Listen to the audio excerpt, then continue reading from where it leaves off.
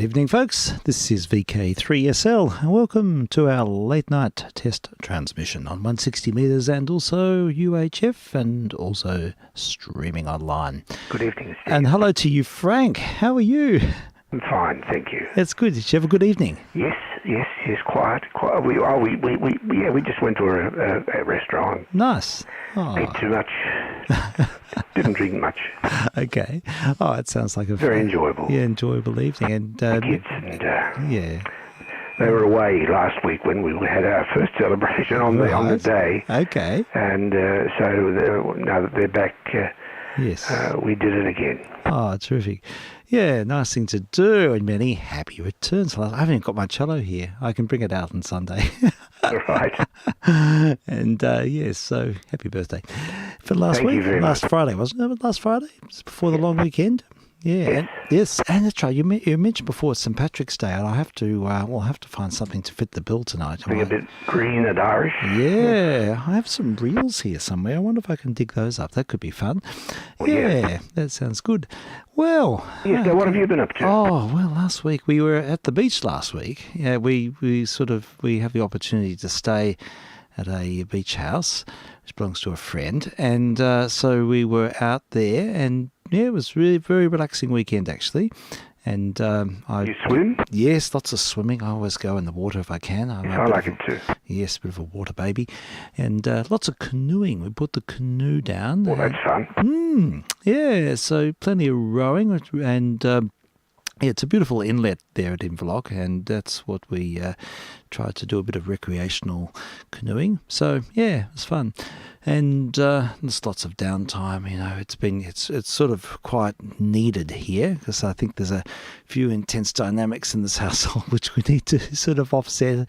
So yeah, having a holiday was a good thing at this point. Yeah, sort of midterm break. So, of course, yes, that's right. Yeah, that's it. So, in fact, I should just mention at this point that there probably won't be any missions tomorrow. We're planning to go to an Anam concert tomorrow. Oh, lots of fun there. Yeah, it should be good. You know what they're doing? Yeah, doing the Eroica Symphony. And minor work. Yes, that's right. It'll be fantastic because... they're beautiful. Right? It'll be amazing. And I think there's a piece by John Adams as well, so it could be interesting. So, yeah, it should be fun. So that's tomorrow at 7, so I don't think there'll be time to come on before that, so we'll just be back again on Sunday, I think. All be well. Yeah. Oh, well. I've been to a concert. Have you? Well, just the Brahms violin concerto on my birthday. Oh, yes. In the morning. Yes. Tell us about it. It was lovely. Really a beautiful performance. Okay. Yeah. Tremendous. Yeah, beautiful. And I can't remember who the fiddler was, but they did say. Yeah. Very, very good. Okay. And I love that second movement. Oh, it's glorious. Amazing. Second movement is just to die for with that oboe solo. Oh, I know. Yeah, I know you. Well, whoever did it magnificently. Oh, wonderful. I had terrific seats. Great. Row G in the middle. Fantastic. That would have been a great place to be. Oh, no, row K in the middle. Perfect for me. Wow, that's really good. I love being in the middle. Yeah. Yes, you get the full spread. You get the full spatial thing, don't you? That's the stereo you get from that is better than you can reproduce. Oh, definitely. There's no doubt about that. It's perfect. Was it Hamer Hall? Well, it was at Hamer Hall or the Recital Centre? It was Hamer Hall. Concert hall. Oh, yes, the concert hall. Fantastic. That's great. Oh, well, there we go. Yes, and nothing like hearing a live orchestral performances there. It's, it sort of cuts to the core. It's involving and visceral, and, yeah, there's the whole sense of occasion as well.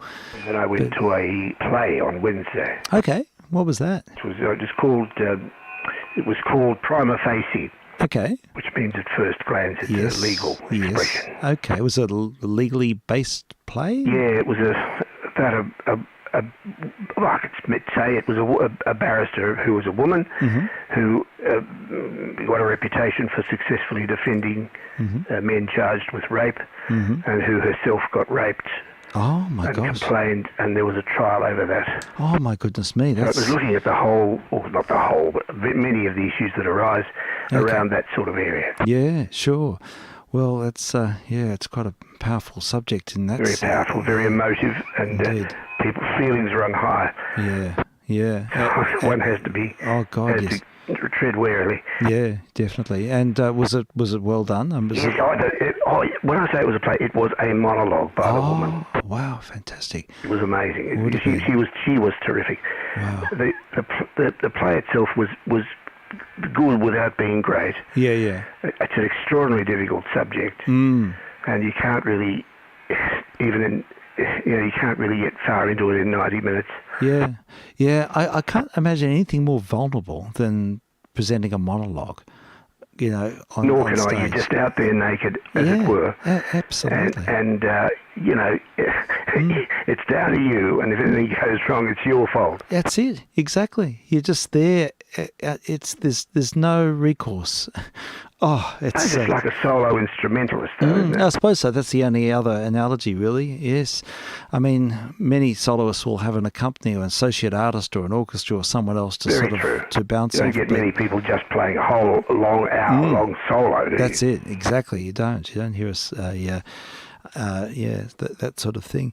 Yeah, extraordinary. Yeah, we might play something that's a little bit sort of legalish later on. I'm keen to explore one of the Janacek string quartets, the one he wrote based on Tolstoy's play The Kreutzer Sonata. Right. And it's about a abusive relationship, and the husband murders in a fit of passion his wife, who he assumes having an affair, and is acquitted at the end. But it's just a really tragic story, and it's sort of, there's a lot of pathos, and there's a lot of I think the audience, it's sort of presented from his point of view, but in a rather desperate, frenetic sort of way, and Janacek captures the mood of that just so well in the string quartet. It's a work of just such passion, and but he's feeling it comes from the place of the in some respects it comes from the point of view of the man, but the sense of sorrow and desperate despair is the plot of what happened to the woman in a very unfair situation, dreadful situation. So look, we can flesh that out later on, and it's the most extraordinary work. And he only wrote 2 string quartets, and this one, I mean, they're both. The other one was the Intimate Letters. He had an obsessive. Sort of, it wasn't a relationship, it was unfulfilled. He didn't, it was never consummated, but he had an obsessive take on a young woman at the very end of his life, and he wrote to her almost every day for nearly a decade. How old was he? He was in his early 70s. So you're never too old, eh? Yeah, and he was obsessed with it, just totally obsessed with it. That's really remarkable. Yeah, and I don't think they ever met, and she never wrote back, or she only wrote back a few times. Although when he was on his deathbed, she came and sat with him. Oh God! At the very end of his life. I wonder how that went over. Yeah. So that's the story of Janacek. But he wrote a number of his operas for her, and all his major works in the last decade of his life were written for this woman, and including these 2 string quartets, and they are such great works. It defies description. They're so passionate, so intense, and embodying that Tolstoy play sort of. Fits the bill. Anyhow, we're getting a bit too deep too soon, perhaps. Maybe I'll play some. I was going to play a little bit of Marjorie Stedford, actually. I was just listening to some early this evening, and these popped up, and I thought, oh gosh, she's great. Local Marjorie Stedford, who went over and made all these records in London in the mid-1930s. You just reminded me of something I should mention, if you don't mind. Yes. It's just an update on Jamie. Oh, yes. Whom I had the pleasure of having lunch with yesterday. With some other people. Yeah. And he's fine, and he's full bore ready to have a person-to-person in. Oh, mission. Tremendous! That's great news. Well, we'll look forward to. We'll be in touch and make this happen in the next little while. There's school holidays coming up, and we'll see if we can square it up. Yeah. before then. G'day, Jamie, if you happen to That'd be great. Fantastic. So, yes, greetings to you, Jamie, and greetings to listeners abound. So, yes. All right, well, we'll proceed now with some muzak, and we'll hear just a couple of tracks of Marjorie Stediford. And this one, I think, is really she's got a wonderful, alluring way, very intimate with a low, deep contralto voice. And here she is with Carol Gibbons. Really, yeah, I think it is. Carol Gibbons and his boyfriends with Marjorie Stedford back to 1935. And the name of the track is Black Coffee.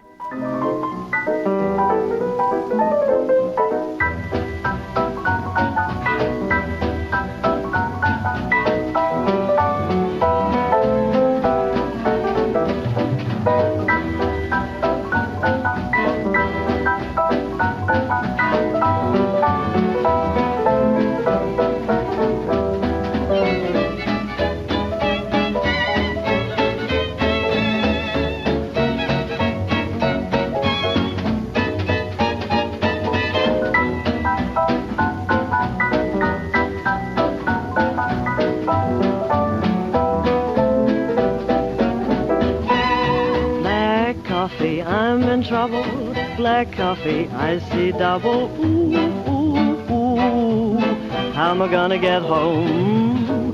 Black coffee, I'm so dizzy, black coffee, please get busy, ooh, ooh, ooh, help me so I can get home. Had a little too much hoopy soup, all I meant to take was one, now my head is going loopy-loop. Some stuffy kid, what fun, oh, black coffee, help a fella. Black coffee, what'll I tell her? Ooh, ooh, ooh, I'm afraid to go home.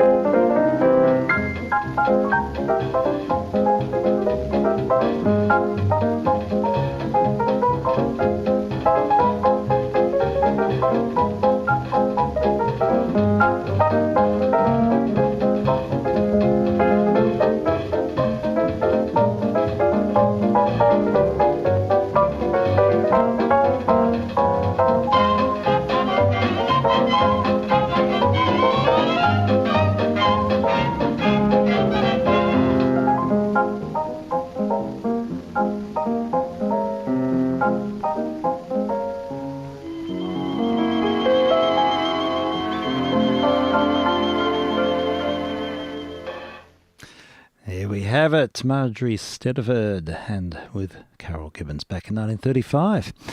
She's got it, doesn't she? Very good. Yeah, I like her style. She's a cool customer.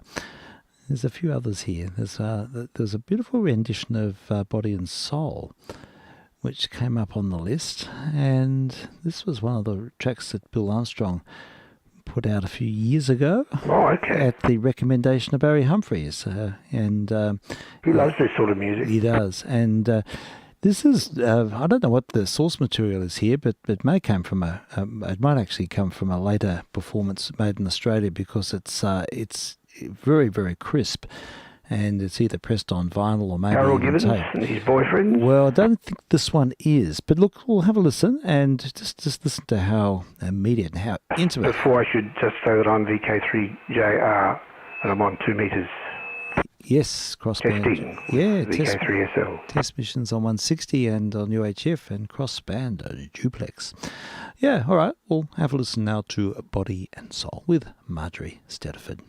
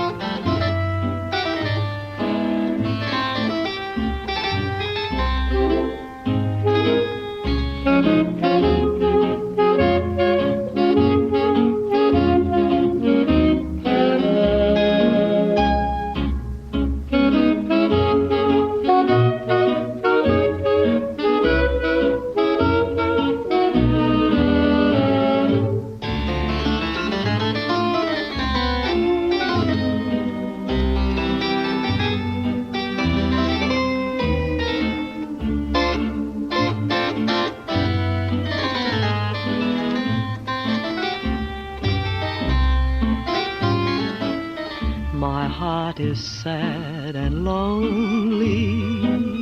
For you I cry, for you, dear, only. I tell you, I mean it. I'm all for you, body and soul. I spend my days in longing and wondering why it's me you're wronging. Why haven't you seen it? I'm all for you, body and soul.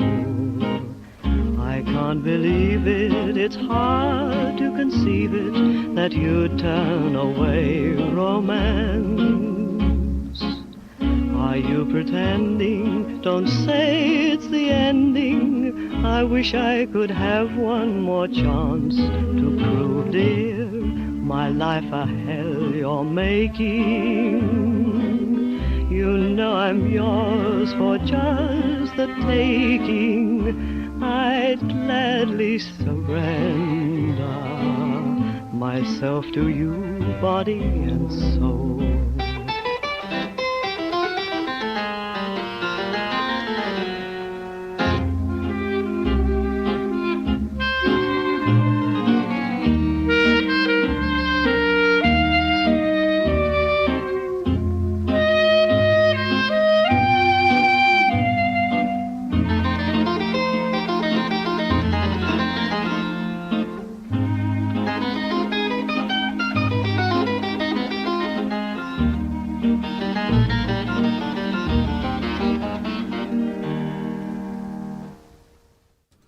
Doesn't the harpsichord work well in this style of music? Works beautifully. I don't know why it's not more used. Yeah, it's Got a sort of a sparkle, isn't it? It certainly does. It adds a sort of an extra dimension, and it's Phil Green playing the harpsichord. The label says Joe Paradise in his music, and I don't think there was any such person as Joe Paradise. And it was a scratch group which just formed to make a few records in the mid-30s, recorded about 1935, apparently. Right. Yeah, and under the direction of Phil Green on the harpsichord. I'd like to find out more about what he did. He apparently modelled that group on the quintet of the Hot Club of France. Oh, really? He wanted to get that sort of vibe, but sounds like that was not quite the feeling there. But, yeah. You need Stephen Grappelli or someone. Yeah, that's it. So, anyhow, we might play one more maybe from that oeuvre. There's another beautiful performance of... there's quite a few. We can save some for another time. There's Solitude. That's really good. Beautiful song. It's a very beautiful song. We'll hear this. And Duke Ellington. Yeah, it is. That's right. It was Duke Ellington and Billy... Was it Billy Strayhorn who wrote it? Yes, it was. Yeah. Such a beautiful song. All right, we'll hear this, Solitude, and we'll save Stardust for another time. And, we're just listening to a few tracks with Marjorie Stedford, and we're testing on 160 and on UHF, and also streaming online under my call sign, vk3sl.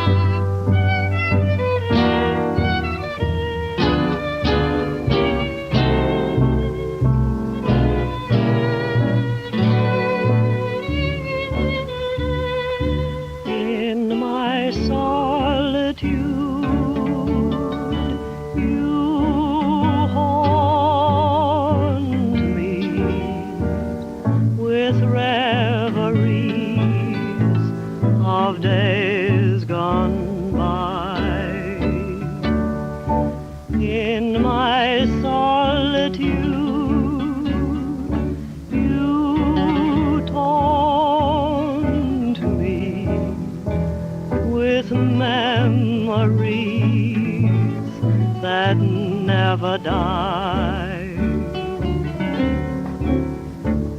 I sit in my chair, I'm filled with despair.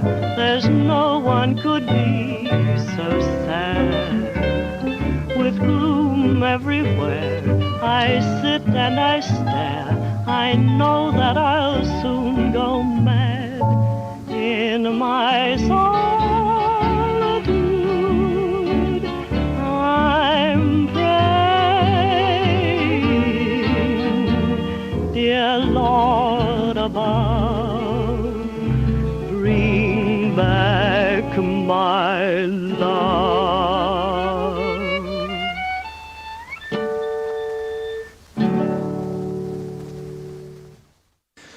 There's Marjorie Stediford and Solitude. Another recording with the with Mr. Paradise, Mr. Non-Paradise, and the band. Yeah, beautiful, and nice to celebrate a forgotten Australian, Marjorie Stediford, who was born, I think, in Balaclava, I think. Oh, yes. And went to London and made quite a lot of recordings and returned, I think, in 1939. And she was quite active on radio for a decade or so, and she died quite prematurely. She was only in her early 50s when she passed away. Yeah, I think she might have had a bit of a demon drink issue, poor thing. But It's interesting to hear her upper register. yeah, I know. You don't hear it often. That's right. Yes, but she certainly has got that beguiling, wonderful low range. Yeah. Okay, well, there's been a few. An interesting thing. I sort of fleshed out the picture a little bit this afternoon, but I had the occasion to go to the second vault, and I was looking for some 8-inch records. I've caught up with Chris this week with Mr. L. Oh, And we popped in and saw him the other day, and I had a concert and was able to visit him on the way back, and it was really good to catch up. And he's been really prolific, putting amazing rarities up on YouTube, and I refer people to Oz Radio Historian, which is his YouTube name. And yeah, it's just extraordinary. He's going through his vaults, through his archives, and some time ago, Chris went around Australia. I think he went around more than once, right. and took dubbings from major collectors of extremely rare recordings. And he assembled all this, and now at this point, he's starting to restore them again. He had flat transfers, so he was able to he's using current technology to restore these recordings, and they're coming up superbly. And he's value adding to them, as he does so well with all of the information and research and pictures and things. And he's been putting this stuff up on YouTube, and it's just extraordinary what's turning up. But so we're sort of discussing the topic of 8-inch records, these 8-inch broadcast discs which were pressed in Melbourne. They came from the Vocalion vaults. What speed? 78s. All right. Yeah, back in the late 20s. And the Vocalion studios were in Burke Street. And these discs were their budget line, and they got very, very small labels. And they're only, as I said, they're only 8-inch, but they played for the same length as a 10-inch record. But they were sort of they never sounded as good, and you get the problems with inner groove distortion and what have you. Because you've got higher data density. Yeah, that's exactly it. And so they're not that easy. Anyhow, I knew I had a lot of them, and but they were all destroyed or damaged in a flood back in the 90s. The second vault was flooded, and these records were partially underwater, and the covers completely disintegrated. And I wasn't sure how many I'd rescued. I think a lot of them just fell apart, but because they were that way for quite some time. But I found a stack of about at least a foot high. And so I brought them back, and they're all without covers, and I just had a layer of tissue between each one.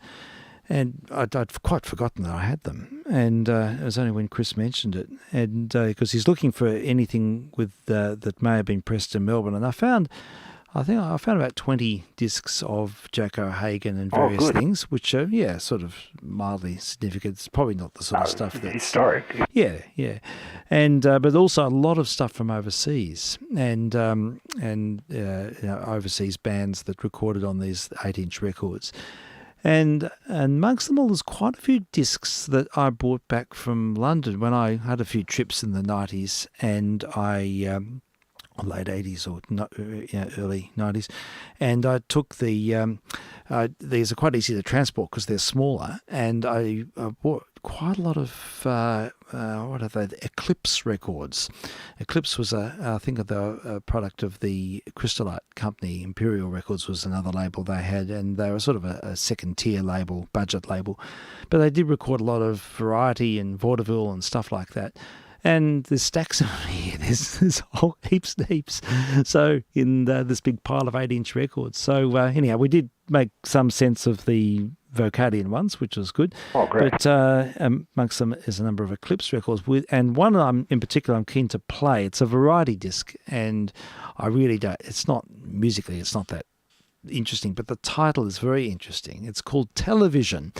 But this record came out in about 1932. So Television back then, or early days, would be Logie Bairstow, isn't it? well, it's sort of going back, and they don't actually refer to the technology very much. They just use the term as I don't know, as a means to frame the variety program. But look, it's historic, and so we'll have a listen to this now. I've got it all queued up, so we're right to go. It's an 8-inch Eclipse record, so it's two sides, so we'll flip it in between. And it features Philip Ridgway and his Parade. Now, I don't know if that's a pseudonym, but it's very much in the vaudeville tradition. And they do mention the word TV or television a couple of times on this record, which I suppose is significant. So I don't think there would have been that many mentions of it at that time. So let's have a listen to an Eclipse 78 going back to the early 1930s. Singing to go and let the world go by. Singing a song we march along the highway. Say goodbye to sorrow. There's always tomorrow to think of the day. Sing as we go, although the skies are gray. Take it all, think you've got to sing again too. A song and a smile make your life worthwhile someday.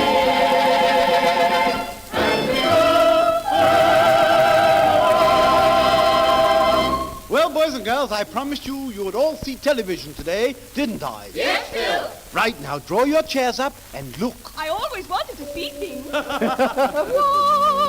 wings, they never grow weary. They carry me cheerily over the sea. Night comes, I long for my dearie. I'll spread out my white wings and sail home I once invented a folding bedstead, a marvelous invention, only every time I turned over, the thing folded up. Where did you get that at? Where did you get that tile? Isn't it a lovely one and quite the latest style? I should like to have one, just the same as that. Where I go, they shout out, where did you get that hat? Tell me, Phil, if a man comes on and imitates a flock of sheep, will we see the sheep? Oh, of course you will. And when they televise the boat race, you must keep well away from your set or you'll get splashed. There are many sad and weary in this pleasant world of ours, crying every night, so dreary. Won't you buy my pretty flower? There are many sad and weary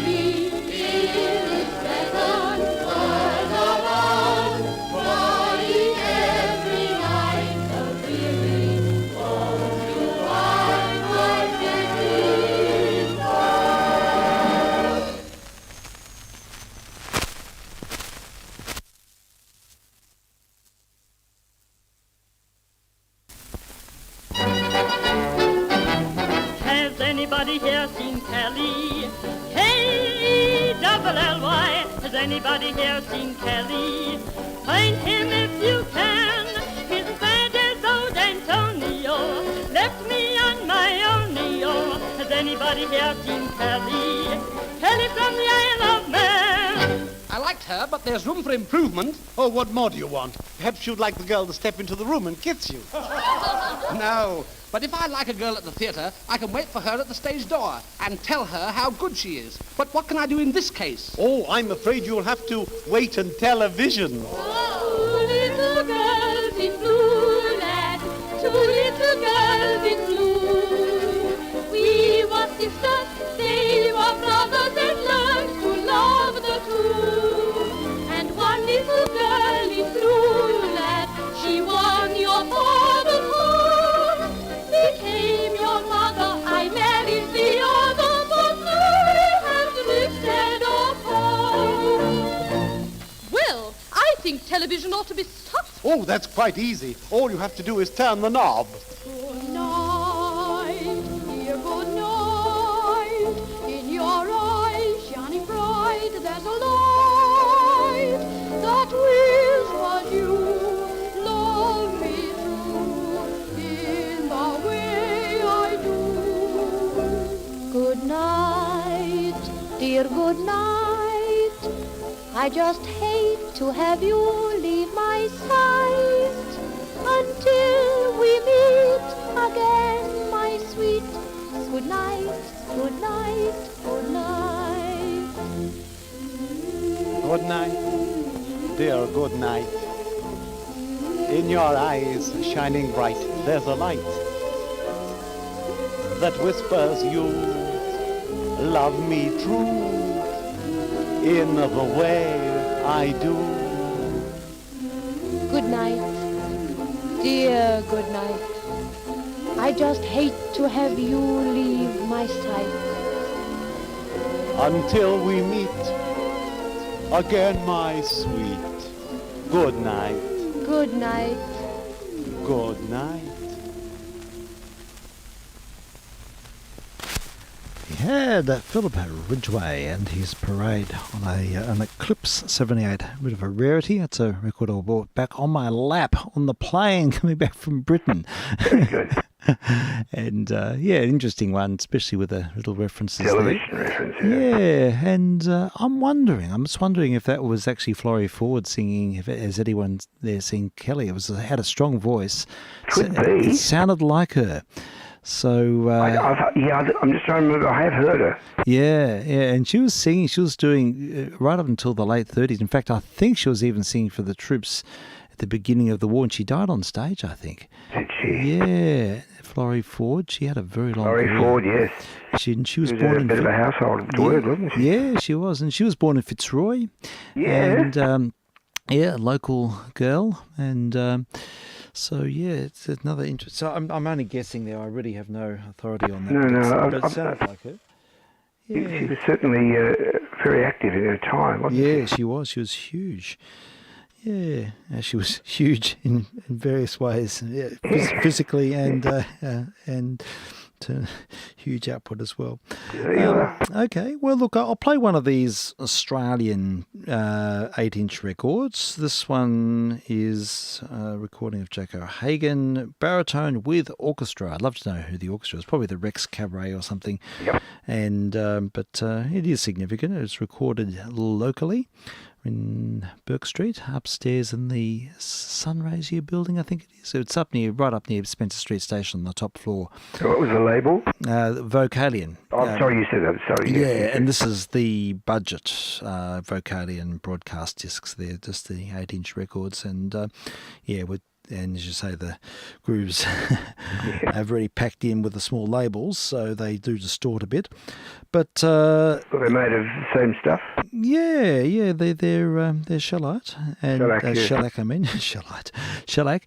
And but if you want to see some extraordinary rare broadcasts, I refer people to Chris's site because he's been.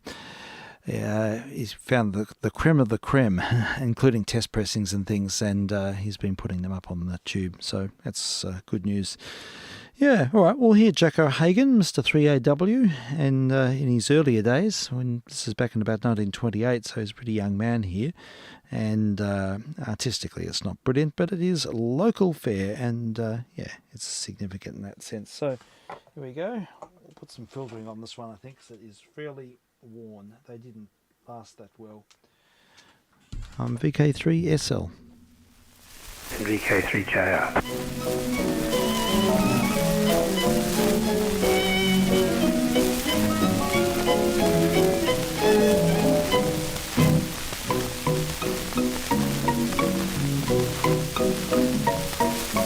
Yesterday I saw a birdie on the wing.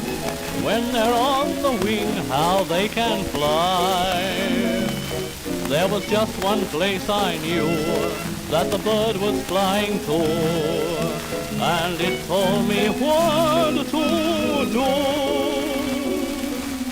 Oh, I've packed up all my troubles, I'm all through blowing bubbles. Like a bird that's on the wing, I'm winging home. All the friends I've made were cold ones, I want to see the old ones. Like a bird that's on the wing, I'm winging home. Like Mr. Hinkler, I'll never stop. I'll keep on flying, won't dare to drop. Just like Bert, I'll get ovations from my sweetheart and relations. Like a bird that's on the wing, I'm winging home. Over the housetops, over the mountains, over the bounding bay. Soon I'll be on my way, flying both night and day. I'm chasing that birdie, racing that birdie, traveling just as fast. And I'll bet 2 to 1 that the birdie comes in last. 'Cause I've packed up all my troubles, I'm all through blowing bubbles. Like a bird that's on the wing, I'm winging home. All the friends I've made were cold ones, I want to see the old ones. Like a bird that's on the wing, I'm winging home. It's been so cloudy, but I got wise. I'm saying howdy to sunny skies. Down among those four-leaf clovers, it's nesting time for rovers. Like a bird that's on the wing, I'm winging home. Jack O'Hagan recorded probably about 1928 in Melbourne. And a bit of a rarity there on an 8-inch broadcast disc. And they were one of the budget labels for Vocalium. They're double-sided? Yeah, they are. And I've got to find covers, because all the covers, when the flood occurred, all the covers completely disintegrated. So you lost all track of them. Yeah, so I'd like to store them and look after them. So, they seem to have, now, considering they've been underwater and sodden wet for a long time, they've sort of come up okay. Yeah. Yeah. Anyhow, there's plenty more. There's all sorts of lots of 20s hits from Britain. Lots of Harry Bigwood's. They came out a lot better than magnetic tape would have. Yeah, I think tape wouldn't have survived too well at all. Right. Yeah. Now, Livia's been listening to a lot of Emerson, Lake and Palmer. Oh, good on her. Yeah, really into them. And She's got a very good adventurous spirit, hasn't she? yeah, she does. That's fantastic. She's spawned an interest with me as well. And I've been listening to quite a lot. And there was one track, I drew a connection, and I did some research, and they quoted a lot from classical music. Oh, yeah, they did. Yeah, Keith Emerson I think he came from a classical background. He got to quite a high level. I think he got up to university standard as I didn't know. I don't know much about their background. Yeah, English group, and he sort of attained heights as a pianist, and then sort of moved into the popular sphere. And I think he played quite a bit of jazz as well, by all accounts, or sort of explored it. So I thought it might be fun to just sort of make a few connections. Oh, yeah. Yeah. So there's a track of theirs which, it's just fantastic. What's it called? It's Knife Edge. And it features a couple of things. It's got a quote from Janacek's Sinfonietta at the start. That's what I recognised. And then further along, in the middle of the piano solo, he plays a big, huge section of one of the French suites by Bach. Oh, really? Yes, just pops up out of nowhere. It's amazing, absolutely amazing. And so it sort of fits in really well. It's just this wonderful, sonorous journey that the prog rock has so many different characters and gear changes and atmospheres, and suddenly out of it all comes a movement from I think it's one of the French suites. So we could play, I'll first of all, I'll just play the first 30 seconds of the Janacek Sinfonietta, because the beginning of this is the riff. They use that as the riff which permeates the whole song. So we can make that is quite obvious. So we'll hear this first. Now, if I can find it here. Here it is. So, yeah, it's I've played this quite a few times in the past. I just love this work. I just love the brass writing, and it's something about Janacek's music that's incredibly... It draws me in anyhow. I just find it really, really involving. So, here we go. Just the opening. I'll just play the first minute or so of the Sinfonietta, a work that Janacek wrote in 1926. Sorry, I'll just cue it. Re-cue this one. Here we go.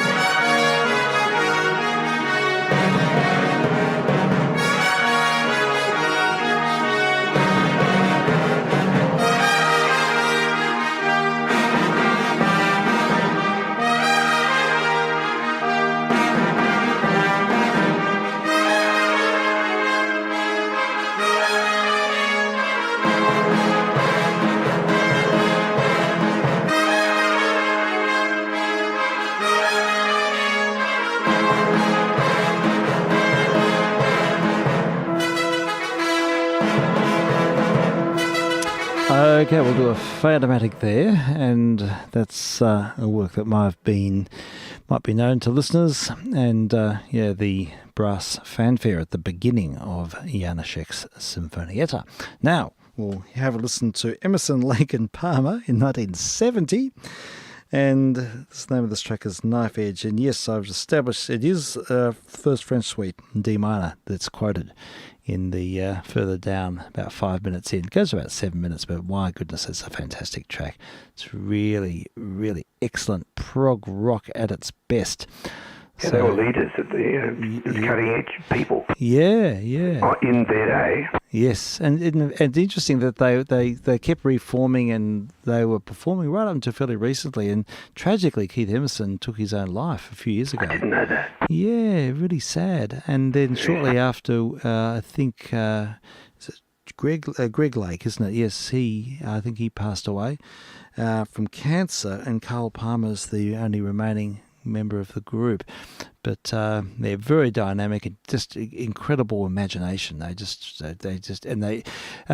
was a great synth player as well, and he had this enormous turbocharged Moog synthesizer. It's this enormous thing, this great big machine, and he was forever plugging the patching it up and doing things on the fly, and he looked like a man possessed. Working with that machine, but and you'll hear a bit of that on this as well. So we'll cue this one up, and we'll have a listen to a live performance of Knife Edge, and you'll hear the very riff that we just heard before. The opening fanfare is used as a riff in this performance.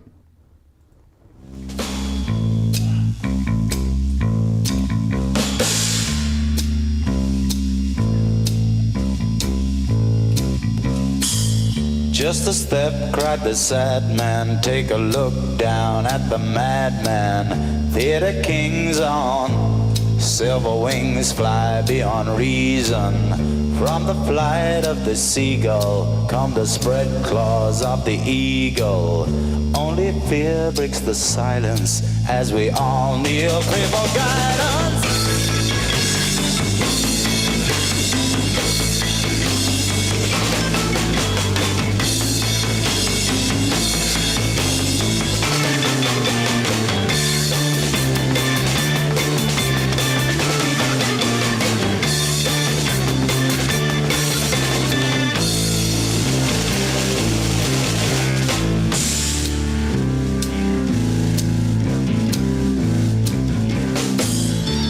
The rope across the abyss. Take a look down at the madness. On the streets of the city, only specters still have pity. Patient cues for the gallows, sing the praises of the hallowed. Our machines speak the furnace. If they take us, they will burn us.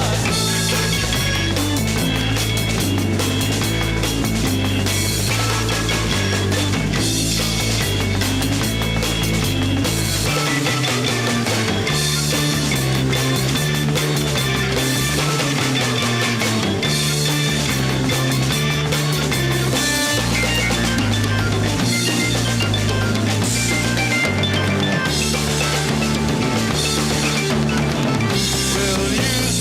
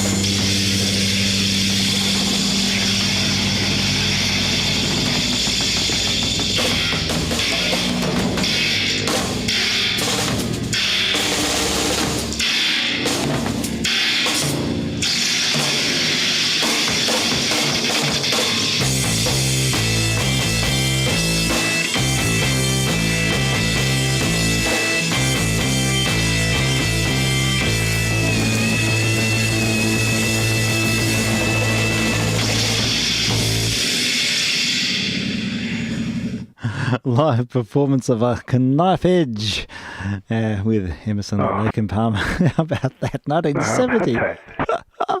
With some bark in the middle. No prisoners there. Yeah, they're pretty intense. There's all sorts of interesting stuff with them. I don't know if I'm in the mood to hear a lot more. Well, it's high power. It's high power. It is. It's very typical of what they did. Yeah. It's good. They're such show ponies. He has these big wrestling matches with his Hammond L100 organ, and he sort of throws it on the ground and jumps on it, and really? and he doesn't sort of destroy instruments like other bands did. No. But apparently he had a technician who went on tour with him all the time who had to constantly tweak the instrument.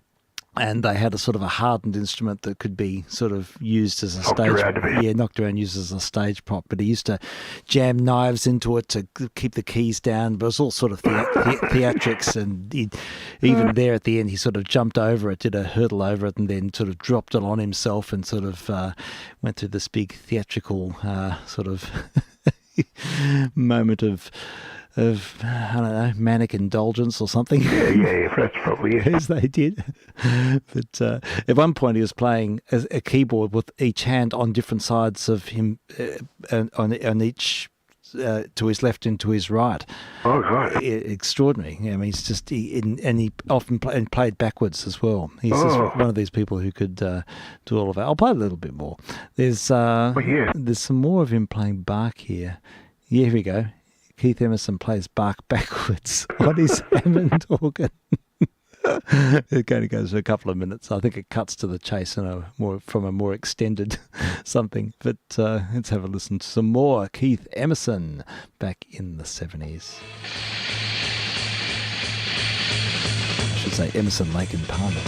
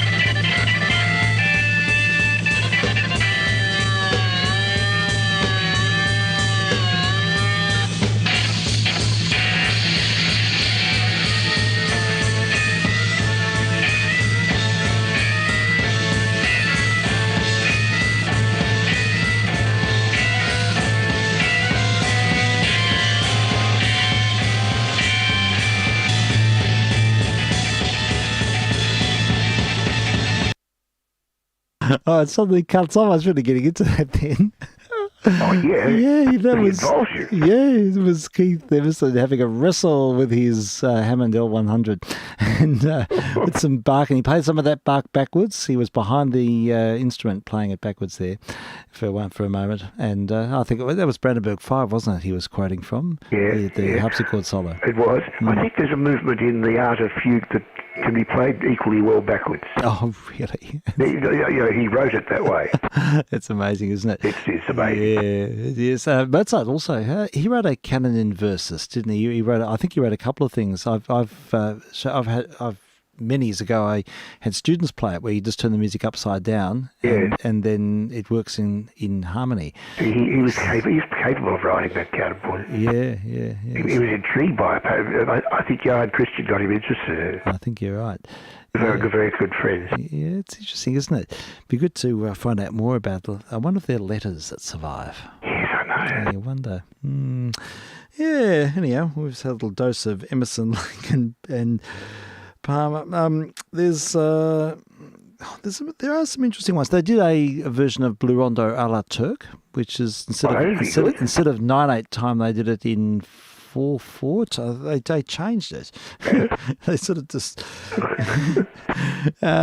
It's not really what you'd expect, but it's actually on the Dave Brubeck page, so you must have got some sort of nod.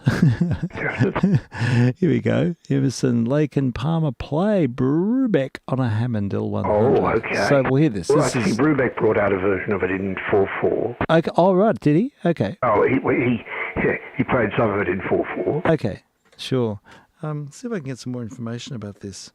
It's on the Time Out album, if you want to. Okay. It was on the Time Out. Sure. Here we go. Yes, the time signature was changed from 9/8 to 4/4, and yes, this was to say Emerson, Lake and Palmer's first concert performance in 1970 at the Isle of Wight featured Brubeck's Blue Rondo a la Turk, played on the Hammond L100. Well, this is what we're going to hear, so we'll just hear this for a bit, and we'll just cue it up, ready to go. Blue Rondo a la Turk.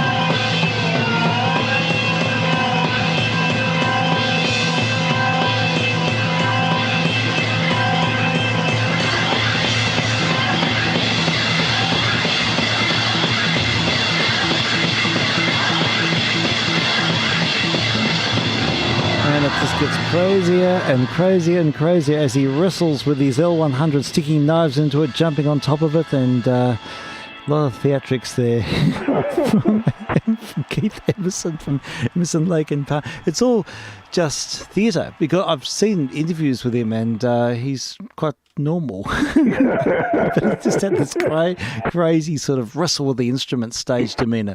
Yeah. And but we heard quite a lot of classical and jazz inspiration there in that performance. Interesting to hear Rondo a la Turk in that very strict 4/4 rhythm. I'm so used to hearing it with its offset there. I know. Yeah. Anyhow, there we go. There's something a bit unusual and a bit of a topic of late. Certainly was very good too. There's a lot of stuff for people who are interested. Much of their music does quote classical, particularly Bach's music, and a number of other. There's a couple of symphonic references as well, in different pieces. There was a genre of music called symphonic rock at that time. Okay, symphonic rock. And that is really of that ilk. Okay, sure. Just drawing leitmotifs and yeah. A lot of that. And early synths did a lot of it. Yeah. It's not really quite in the genre. Symphonic rock's a bit more sort of down to earth, if I could use that phrase. Yes. Yeah. But it certainly, flirted with the classics. Yeah. Interesting. I suppose people must have felt like the synthesizer and organs and things and electronic instruments just offered a whole new realm of possibilities. So you could just create those big symphonic sound worlds with these instruments, these new instruments. So exactly, it made sense, I suppose. Just all experimentation. It was great. Yeah. Oh, I think so. I think it's really something very compelling about hearing these adventurous, mad musicians in the late '60s, especially the early stuff. Yeah. Because there's probably not much of a precedent, really. No, I don't think so. Yeah, anyhow, so there's our little dose of Emerson, Lake and Palmer. All right, so, we have done our St. Patrick's Day thing. Right. Yeah, no, I was looking through the latest batch and there was a reel in there, but I had a look and it's a Dutch reel. Which I don't think is going to be sufficient. So if you've got this is a real gear change after what we've been listening to, but we have to make our acknowledgement. So what do you reckon? You give me a clue. Tell me something St. Patrick's. The Irish. Well, you do a Dubliners song. Yeah. Well, it doesn't matter. There's a song that I particularly like called "The Parting Glass." Oh, the Parting Glass. Okay. I think it might be traditional. Okay. I'm not sure. Terrific. Yep, it's popped up. Okay. There's official face vocal band rendition. There's a Hosier that sing it. Yes. The High Kings sing it. Ed Sheeran does it. Irish traditional. There's a whole stack, isn't it? Liam Clancy. Do you know anything about him? No, well, he's one of the Clancy brothers. Yeah. I went to see the Clancy brothers with a girl I used to work with. Oh, okay. Great. Shall I, maybe the Clancy brother, well, Liam. Give Liam a bell, I think. Yeah, we'll give him a go because he's a true Irishman. Indeed, yes. And we'll play this. It's on the cue list here. We're just going to dial it up. Liam Clancy and the Parting Glass, our tribute for Irish music, tribute for St. Patrick's Day.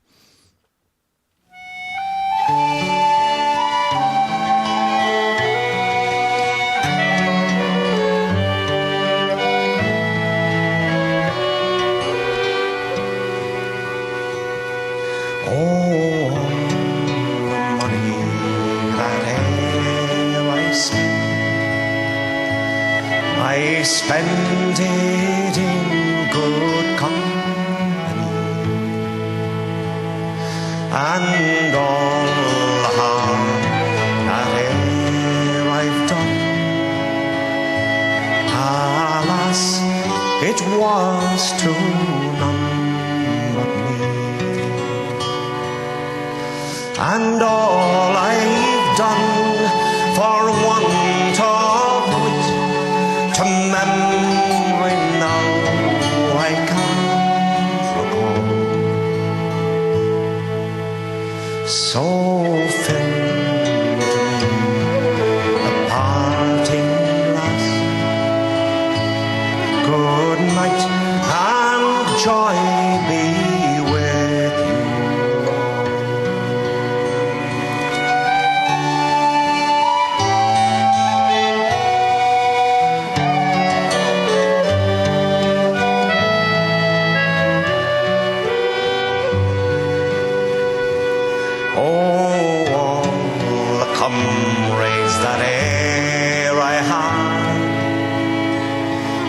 are sorry for my going away, and all the sweethearts that e'er I had, they would wish me one more day to stay. But since it falls unto my lot that I should rise and you should not, I'll gently rise and I'll softly call, good night and joy be with you.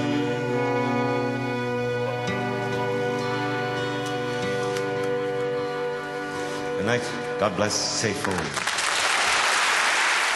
Hey, what a beautiful song, Frank. Wow. Liam Clancy. It's a nice song. Yeah, it is. Great. It was a shame the band was a little bit loud, Yeah, they were a bit. but still, they sounded great. I love the Elian pipes. Yeah. Quite a contrast from the Scottish ones, aren't they? Yes, they are. I was looking up some tin whistles here, and there's Cooley's Reel played on the tin whistle. I love the sound of the tin whistle. Yeah, I've got one. Oh, you do? That's great. My son brought it back from Ireland. Oh, marvellous. That's great. Yeah, I was involved in a concert last night, and it was a special fundraising concert for one of the schools I teach at, the state school, and they get all the staff to perform once a year, and I had to get up, and they get a big audience. They got a few hundred people there. Oh, excellent. Yeah, it was really good, and I played a piece by Alana Katz-Chernin. Oh, yes, she's an interesting composer. Yeah, it was a little thing for cello and piano, a tango, and I came out with my bow between my teeth and walked on stage, and my theatrics weren't quite of the scope of but we rehearsed it in the way that we walked on, and as soon as the spotlight hit me, I started playing straight away. So it was sort of like, it was in motion. Yes. And I think that worked quite well. Wonderful. Yeah, it was good fun. But anyhow, another item was a violinist who I work with very closely, lovely person. And she's a folk musician. She does she's actually making a CD this weekend. Oh, good on her. Yeah, she's really involved. She tours all over the place with a folk group. Yeah. And she plays the banjo and she plays the violin. She's a fantastic fiddle player. Oh, I'd like to hear more about her offline. Yeah. She's a really special person. I've only got to know her this year, and we do a lot together. We team teach, actually, and we both direct an ensemble together as well. Anyhow, she was performing last night with another member of staff who plays the tin whistle. Oh, right. And they sat down on stage, just a really lovely, intimate sort of thing, just playing this Irish music. It was fantastic. It was really, really good, really involving. It's wonderful. Yeah, so that's it. So we'll hear. I'll have to find out when she puts her CD out, and I'll definitely. Please do, yeah. Yeah, it'll be good. So this is a fellow who's just put this up online, and I think it's just an enthusiast, but it sounded pretty good on my little micro sample, and it's called Cooley's Reel. Okay.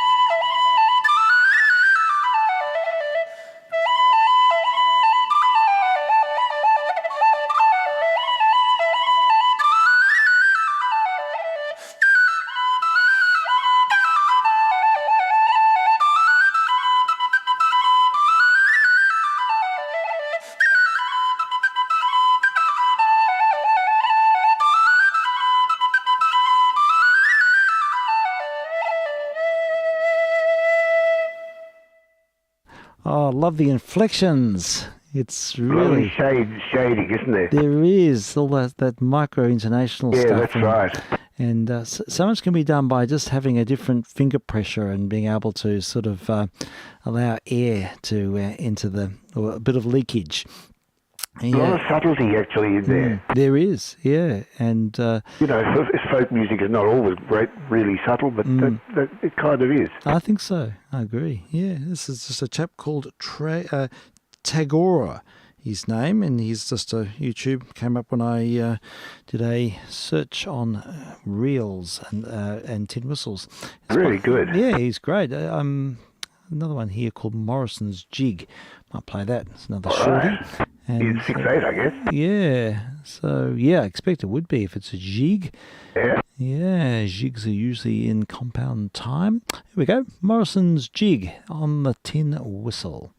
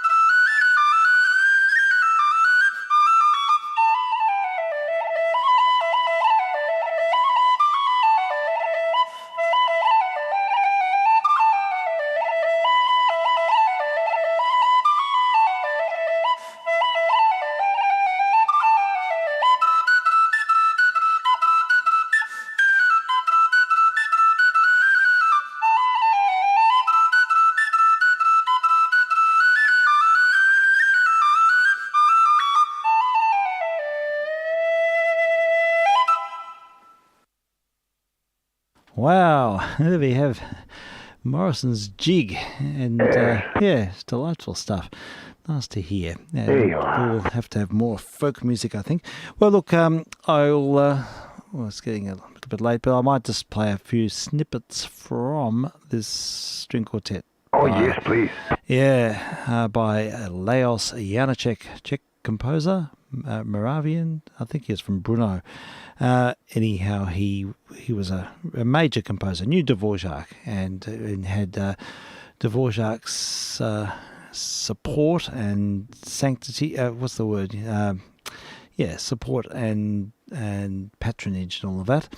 And he lived on until he died in his 70s in the 1920s. What's the latest that? Yeah, and but he had an incredibly productive last decade of his life. He just wrote music obsessively, and this quartet is one of only two that he wrote, and it was written in 1923, I think, and he wrote it in. He was inspired by the work, the Kreutzer Sonata, which was a short story by Tolstoy. I can sort of give the proper story here. It says, in Tolstoy's story, a man travelling on a train. It's a pretty dark story, actually, but I will tell it because it sort of helps understand the work. Sure. In Tolstoy's story, the man travelling on a train shares a compartment with another man, Podedeshev, who recounts the story of how he came to murder his wife, who he suspected of having an affair with a violinist who he himself had introduced to her. The catalyst for the murder was their performing of Beethoven's Kreutzer Sonata. He returns home unexpectedly from a business trip and finds the violinist in his wife's company and stabs her to death with a dagger as the violinist flees. However, she lingers long enough to scoff at his request for forgiveness and to express her wish that her murderous husband be denied custody of their children. Podedeshev is acquitted of the murder. He explains, at my trial, they decided I was a wronged husband who'd killed his wife in order to defend his outraged honour. So I was acquitted. During the court hearings, I tried to explain what was really at the bottom of it all, but they thought I was trying to rehabilitate my wife's honour. So it's pretty dark stuff. Oh, yeah. Yeah, so... Certainly is. Yeah, so Janáček was sort of obsessed with this woman called Kamila Stoslova, and who was only 25, and And she was married, and I don't think that, as I mentioned before, they didn't really meet up until quite a bit later. I think they'd met somewhere, but he just developed this fixation with her. Did he become to know her? Yeah, and he just wrote to her all the time. And But he must have had some initial. yes. So he met her somewhere. And he had some sort of dealing with her. I don't think they had an affair. I don't think it was anything of that kind. No. But his obsession with her destroyed his own marriage, and I don't know what happened with hers. She was married. She had a child with somebody else. Yeah. But it was just a bizarre set of circumstances. terrible. And he was a possessed man, poor old Janacek. And I think he found some connection with the tragedy of the Tolstoy story. And but the work is so intense. He had this very personal style of writing, where he used a lot of sort of mosaic figures and ostinatos everywhere, and then used melodic fragments, which I think are very similar to Czech speech rhythms and folk song elements. They're quite short. It's very truncated, the nature of the motives, but he's just an absolute master of building up density and texture and textual variation, and the sound worlds he creates unlike anything I've ever heard from any other composer. He's completely on his own. He's just he just has this remarkable aesthetic. And in these two works, I know that every great string quartet play both this quartet, which is called the Kreutzer Sonata, and the other one, which is called the Intimate Letters. Yeah. There are two of them. They sort of go hand in hand, these two works. But he wrote this in a very short time. Wrote it in about a week. just one intense drive. And so I'll just play a little bit. It's quite short, actually. The whole quartet only goes for about 15 minutes. Yeah. So I might just sort of play each movement and then give a little bit of, or I might relate it to the story to some point. Correct. So it says the work as a whole seems to be constructed as the juxtaposition of melodic and rhythmic fragments. The melancholy first movement, with its opening rising motive, sets the tone of the work. And in the first movement, the narrator is recounting to us the tale told to him by a stranger on the train. So this is the telling of the story, is the first movement. So we'll play this now, but it's more about the way he creates yearning and angst and unrest and the raw human emotions as they are portrayed by the writing for strings. It's just absolutely masterful. I think I've listened to this about 3 times today, and it just never ceases to amaze. Let's have a listen to the first movement from Janacek's String Quartet No. 1.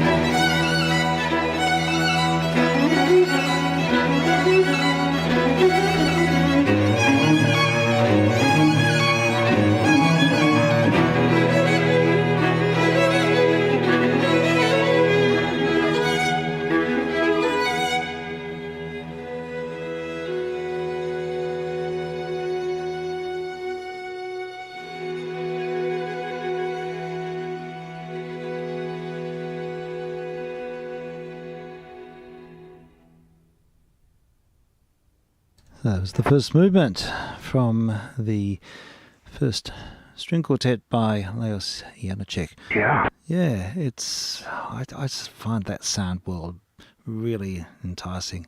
Yeah. I find I'm gripped by it. Yeah, so That'd be very interesting. It is. Yeah. I'd like to hear it again, actually. Yeah, But I know we can't now. No, that's it. But it does warrant subsequent listening. So people may feel inspired to listen to this work. And, I'll find it. Yeah, it's worth hearing. And the other one, the Intimate Letters, I'll do another program on that another time because that's complex and has different reference. But again, it sort of has a connection to his obsession with Kamila Sosklova. Oh, yeah. Yeah. So. I might skip the second movement. All movements are less than 5 minutes, but I think it's getting late, and we might just hear a little bit.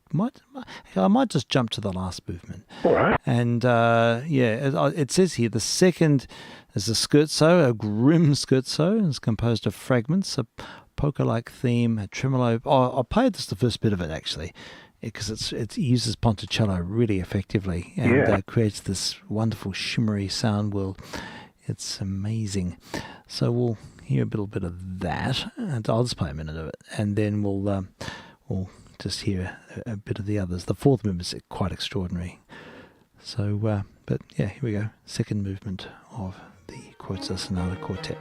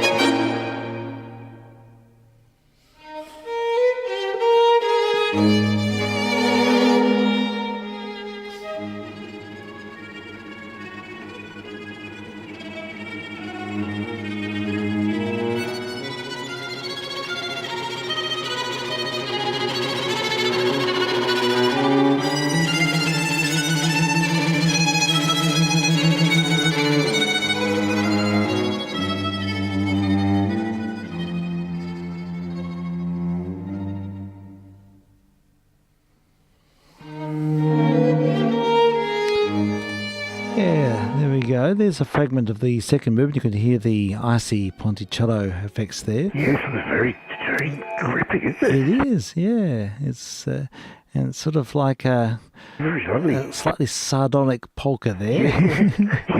Yes, it's got a touch of real sardonic touch, isn't it? It certainly does. It's not your happy. Yeah. No, not at all. It's quite...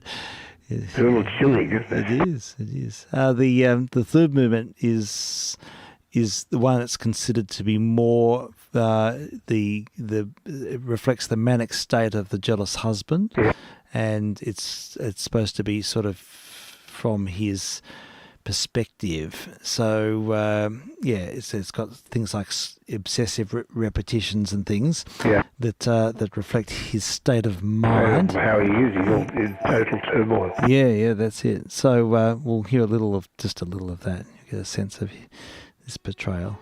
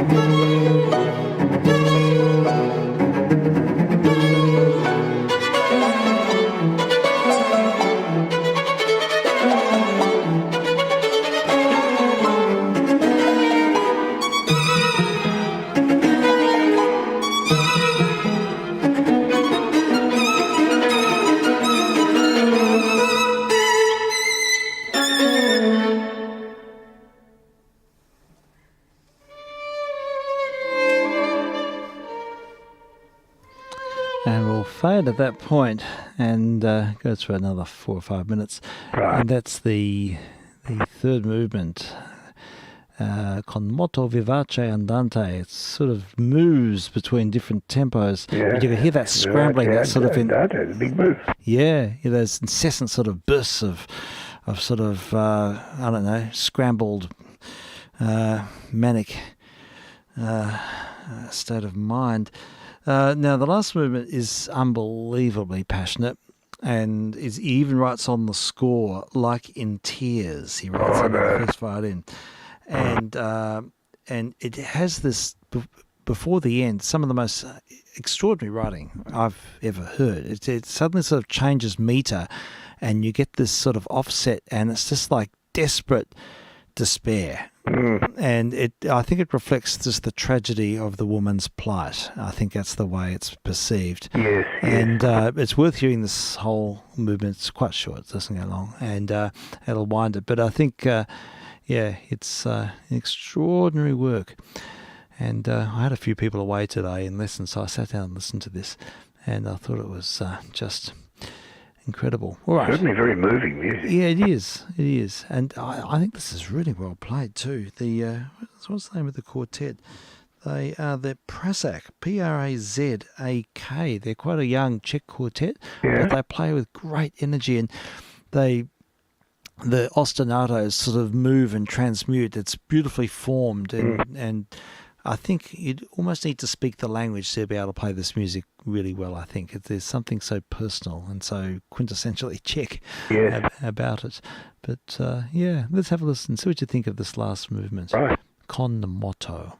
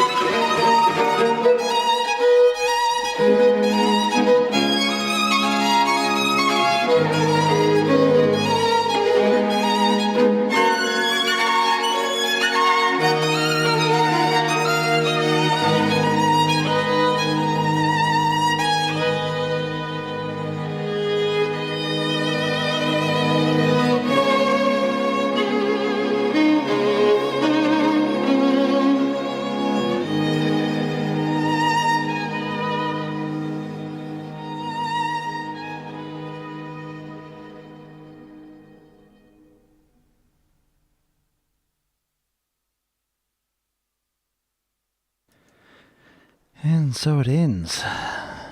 Incredible, passionate outburst at the end there with those angular rhythms and just unresolved. Quite different from anything I've heard, I think. Yeah. It's incredible. So there we go. That's the topic of the moment. The string quartet number 1, the Kreutzer Sonata Quartet, written in 1923 by Linus Janáček. Just trying to think of the other composer who was obsessed and wrote about it. Berlioz. Ah, Berlioz. Okay, I'm not aware of the full story of that one. Yeah, he had an obsession with a woman. Did he? And wrote a famous piece of music. Oh my goodness. Okay. I'm sorry, I can't remember the name of it. It's not the March of the Scaffold, no. No, it was quite a long piece. Mm-hmm. Okay, well, it's one of his big pieces. All right, well, let's put that on the list or investigate that one. I'll research it. Yeah, please do, because it would be interesting. I mean, I think by nature might have been the Symphony Fantastique. Did he write? Yes, that's right. That's the Symphony Fantastique. That's the one with March of the Scaffold at the end, but I'm not sure. Sorry, yeah, it is too. Yeah, but that had other programmatic intent. I'm not sure if it's particularly about a woman. Yeah, about a woman. But the thing, what I'm thinking of is it was driven by his obsession with this woman. Mm-hmm. Okay. I'll see if I can find out. Sure. I know Elgar had, as an older man, had an obsessive sort of interest in, I think it was Jelly Durrani, one of the violinist. Mrs. Elgar still around then? Yeah, I think she was. Okay. And I don't think it was never. I think it was just an intense sort of longing of one kind or another. Yes. And Mahler, of course, was completely obsessed with death. It just consumed him in every moment of his life. He just became completely just, I don't know, he wasn't able to reconcile his mortality or anything about it. I think it was just completely drove him to distraction. And he had the lovely Alma, didn't he? Yeah, well, I think there were issues there with that. Well, I think yes, he was a woman of issues, I think. Yes, indeed, Mr. Gropius. That's the one. The architect. Yes, that's right.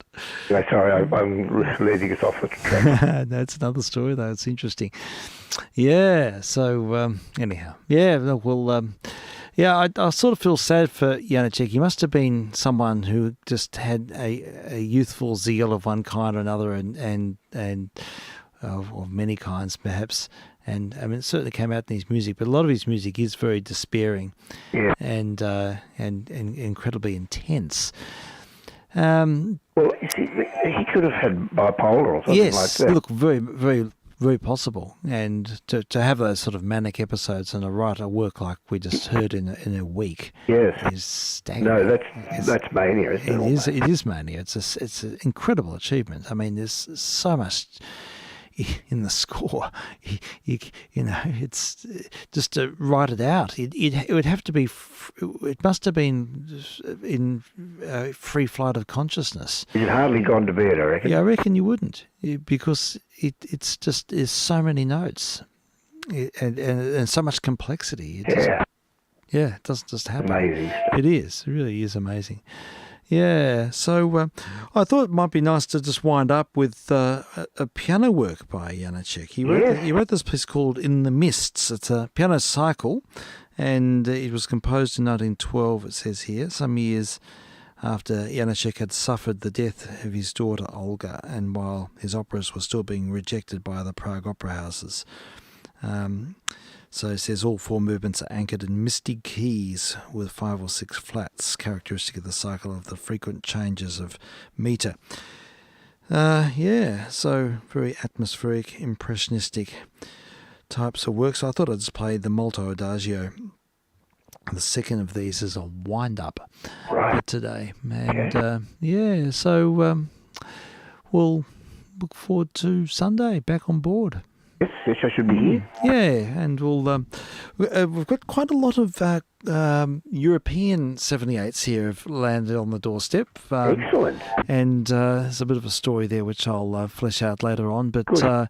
yeah, a lot of German and Dutch recordings and Middle European 78s. So we could have a bit of a feast on those. So we'll save them up and see how we go. Maybe we'll hear some of those on Sunday and maybe a few jazz offerings and various things. Yeah. So thank you so much, Frank. Thank you. As always, Steve. It's always great fun. It is. I enjoy. And very educational, of course, which is why we do it. That's indeed the case. Yes, I'm certainly feeling that way about it all. I'm learning as we go. Likewise. I sort of just get a few key thoughts and then let the experience take its own journey. Amazing how one thing leads to another. It is. It's good. It's really good. All right, you have a great day tomorrow. You too. And, keep cool. It's going to be a hot one tomorrow. Yes, keep out of the sun. And it should, we'll probably won't be here. But if things change, I'll let you know. But I think it's likely we're going to this concert, and then Sunday should be fine. Enjoy the concert. Thank you. Yeah, looking forward to it. If it's not air conditioned, it may not be so good. But I think it's in the South Melbourne Town Hall. I think that's where they do. That's where they have them. Yeah, where they have all the ANAM concerts. I have a friend who's a neighbour who has a daughter who went through ANAM. Oh, okay, fantastic. He's now working for the second tier of the ACO. Oh, right. Fantastic. That's really good. He gets a gig now and then. Yeah. He's sort of in the reserves. Okay. Yes, I imagine there wouldn't be a huge turnover in the ACO. No. But and she's got her own quartet too. Oh, tremendous. Called the Penny Quartet. Right. She plays quite a bit of avant-garde. They do. Okay. And they get little gigs at the recital centre. Fantastic. But they've got money problems, as you'd imagine. Yeah, well, it's not a lot of work. That's the problem. And I know. And you just can't. The amount of rehearsal it takes to refine something. Is this something that is not in most people's imagination? I don't think. Just the enormous amount of work. I mean, just a little bit of string quartet playing I've done in the past.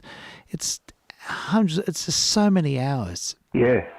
To get that level of understanding. Yes, it's right. And just to get to match tone and intonation, you just have to be really just in a very concentrated headspace.